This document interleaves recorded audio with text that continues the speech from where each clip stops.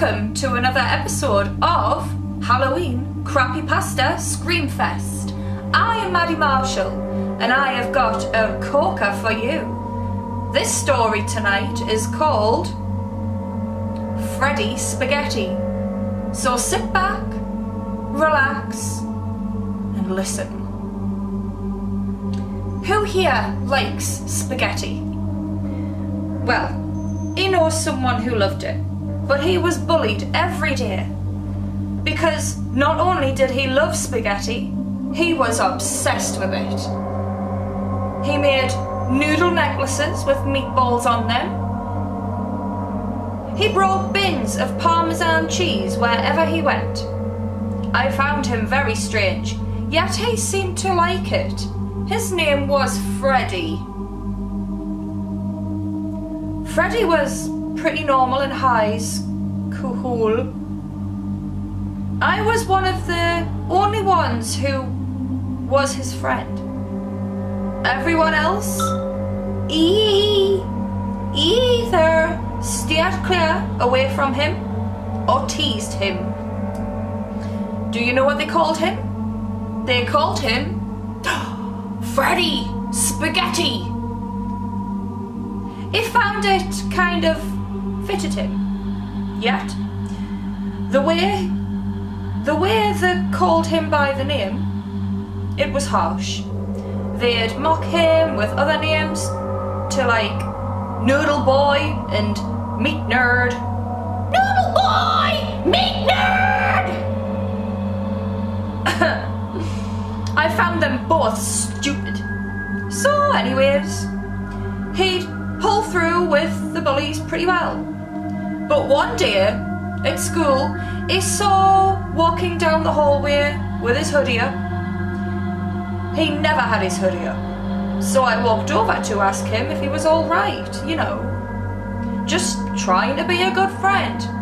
But instead of the kind, calm Freddie, I was expecting he got this snappy, angry one. He yelled at me to leave him alone and then stormed off. He just sort of stood there for a while, more or less because he snapped. Because what his face looked like, it was normal, except for one huge black eye. And the weirdest part was that it was covered in sauce. The next day, he was sick, so he couldn't go to school.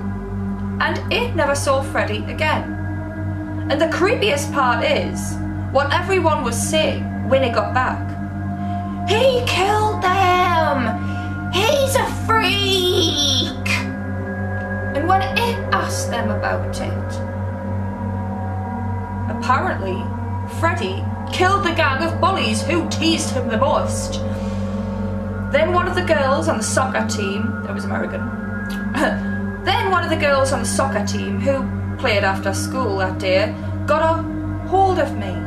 She said she saw everything, so she explained. Freddie had been sitting outside of the school, making another one of his noodle necklaces. Yet to the girl, he seemed more distant. He continued making the necklace until the gang of bullies came strutting up to him. There was three. A fat guy named Mike, a taller, skinnier one named Tom, and the one it hit the most, Keith. He's a tall guy too, pretty tough looking. He's got reddish hair and the creepiest shade of green eyes you've ever seen. And he's a jerk.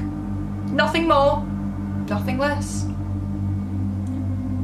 So they strut up to Freddie. And you know what they did? They took his necklace and ate it! I suppose most people saw this coming, but Mike snatched and stuffed it down that hog of a face he has. Freddie stood up. That huge black eye that he had seemed to show even bigger than before. Well, so the girl says. Anyways, he stood up and grabbed Mike by the neck and choked him. I almost didn't believe it when he was told this, but it kind of had to. I'm so sorry, but these people don't know how to use a capital letter for when they're referring to themselves. They're just putting I. So I'm just reading it as it is. Anyway, where were we? I almost didn't believe it when I was told this, but it kind of had to. But he choked him until that noodle came out in a puddle of vomit. I still don't believe what he did next, but all the same time, I do. He stuffed the vomit-covered noodle into Tom's throat and forced his mouth closed before snapping his neck and having him fall to the ground, dead. Then he looked at Mike and grabbed a meatball from his bin and chopped it at his head. I swear the meatball must have been rock hard, because when it hit Mike it made the loudest cracking noise. The girl on the soccer team said she couldn't continue, but had videotaped the rest. A bit pathetic, I thought. Sorry. A bit pathetic, he thought, but it watched it anyways. I saw the meatball being thrown at Mike, and I heard it, the loud crack of his skull being broken. I stared in horror as Freddie pulled out a small box of sauce. I couldn't imagine what it was going to do.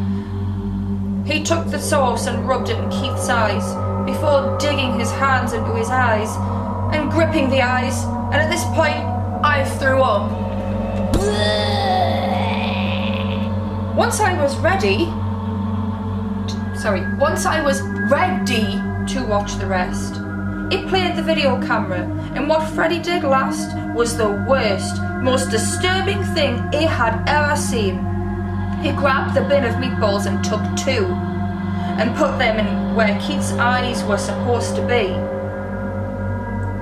Then he removed the other two's eyes, and he did the same. At this point, he threw the camera to the ground. I was told Freddie ran off after that.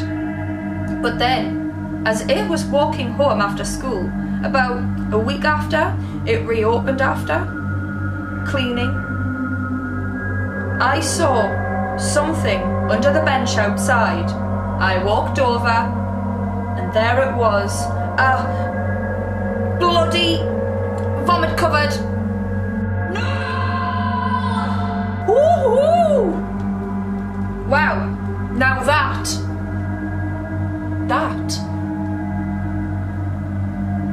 was the crappiest noodle story I have ever heard. So join me again tomorrow night, friends, for another episode of a Halloween CRAPPYPASTA Screen Fest. Bye!